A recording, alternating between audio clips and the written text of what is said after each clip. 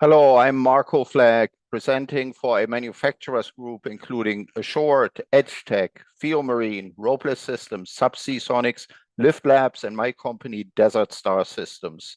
Our group finds that ropeless fishing today is at a crossroads of regulation and innovation. And in that context, we believe that the multi-standard deck box, a proposal to the New England Gear Innovation Fund, is of particular importance to be brought to the attention of the community. Now, fishery transition to ropeless practice is obviously very challenging. Fishers have many questions. You read about them all the time. Can I find something affordable? Is it going to be profitable for me? Is it practical for my boat, my crew, my way of fishing, my fishing grounds? Will it be fast and efficient enough? Can I avoid gear conflict with it? And what's the risk that I'm just going to lose my gear here? So there's many questions, and of course that's to be expected for a big change like this. What helps and what we really need as any small business person when you're gonna make a really big capital investment is you need to have choice. And that's really a bright spot in Ropeless, that we now have a lot of choice. You know, there's all sorts of system. You can have some now that are really tiny and optimized for low cost or for hands-free operation, different type of buoy systems. Maybe you don't want to have a rope at all. No rope means no snag and no risk at all to any wildlife.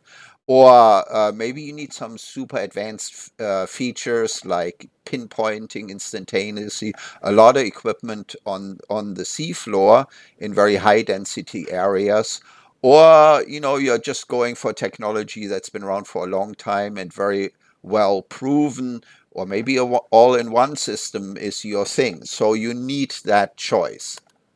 But what's the problem with it? Well, the problem is now the fishery inspectors, and all of a sudden they'd have to carry multiple deck boxes, learn multiple user interfaces, and that's just not practical.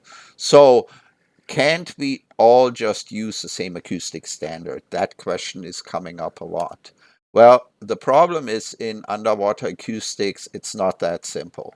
For one thing, the frequency of operation determines that the range and the cost you're going to get. So this big transducer here on the left, 8 to 16 kilohertz, will give you a great range, maybe up to 6,000 meters we have experienced.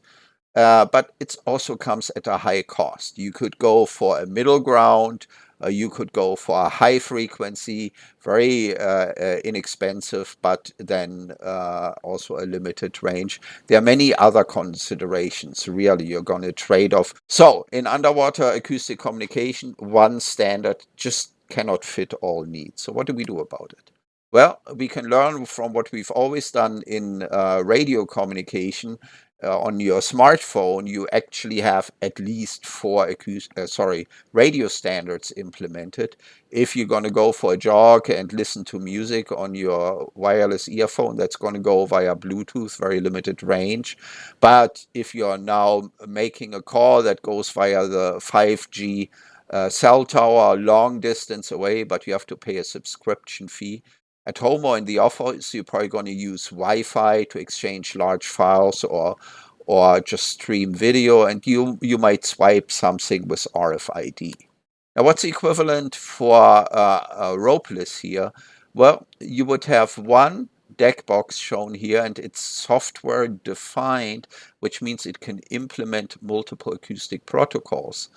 Then it's controlled via one Android app, you know, just a single app that the inspector has to learn.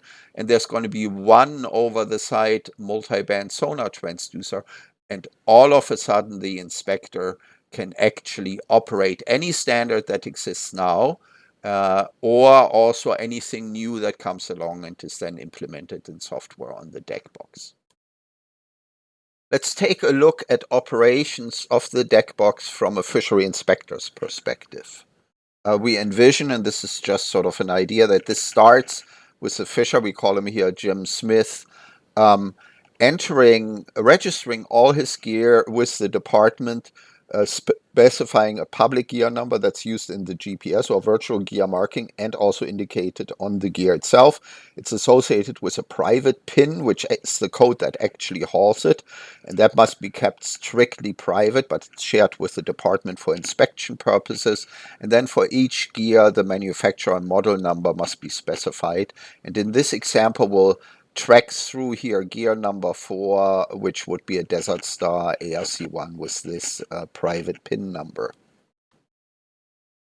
In the next step, the inspector now uses the Ropeless Inspector app, which will come with the deck box, and enter all that same information, at least for the equipment that's to be inspected in a given day or a given week, but you could also enter information for the whole fleet, although that would probably be a very long list. Then out on the water, you use the virtual gear marking to navigate to that gear. Now you can use really anything you want for this.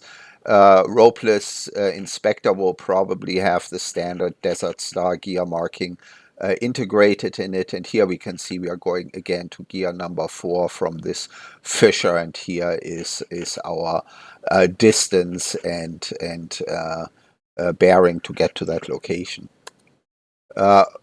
Once on site, a single over-the-side sonar transducer that can talk to any gear goes into the water. So that's our multi-band transducer.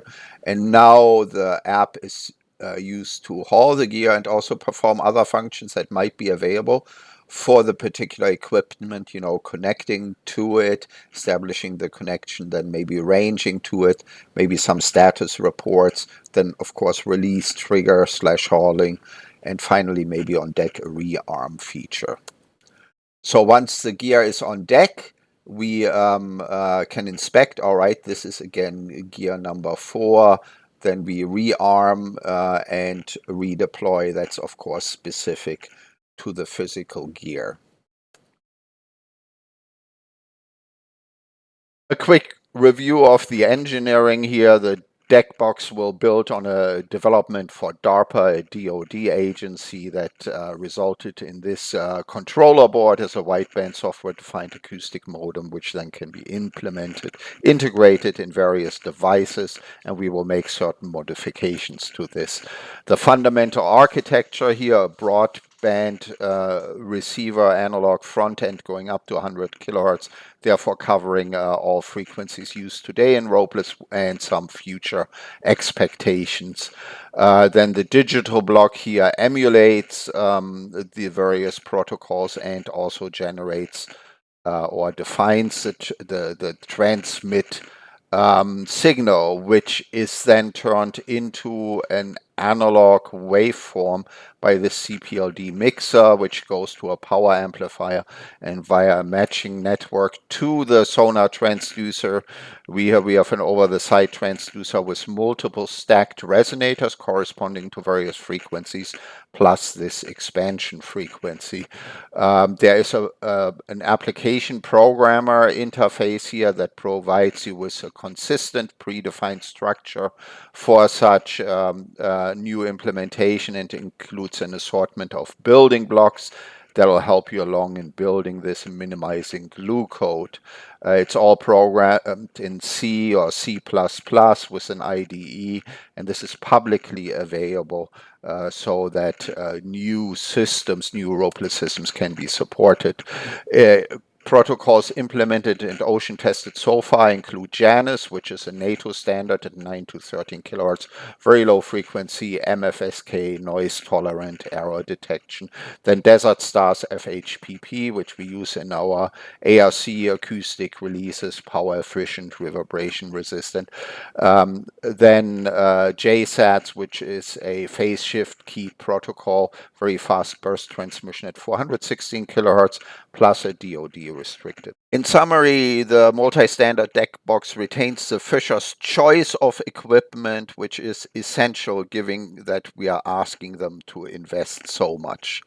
It does make it more simple for the inspectors to deal with the proliferation of gear. There's only one deck box, one user interface, one transducer.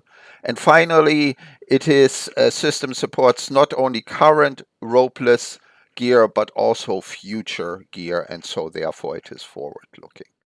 Thank you very much for your attention, and your questions are most welcome.